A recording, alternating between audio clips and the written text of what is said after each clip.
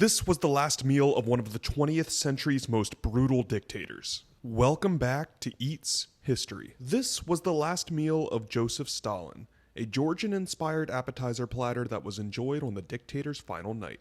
On the snowy evening of March 1st, 1953, right outside of Moscow, Joseph Stalin sat down for what would be his final meal. Four of his most trusted men, including the next premier Nikita Khrushchev, joined him for dinner. They had dinner from around 12 midnight to about 4 a.m., and the menu was simple but deeply rooted in Stalin's preferences. According to historian Simon Sebag of the Court of the Red Tsar, Stalin always preferred humble Georgian cuisine over fine Soviet dining. From multiple first-hand accounts, that night the table featured a sort of snack spread. Slices of smoked salami and ham, pickled vegetables and sauerkraut, wedges of salgundi, a Georgian cheese, and slices of dense rye bread. And the entire meal was accompanied by a ton of Georgian red wine. After dinner, Stalin retreated to his private chambers, and it wasn't until 10 p.m. the next day that someone found the dictator collapsed on the floor. This, in my opinion, was one last ironic moment of divine justice, as he recently imprisoned many of the top Soviet doctors in the Doctor's Plot purge. So instead of receiving the absolute best medical care to try to resuscitate him,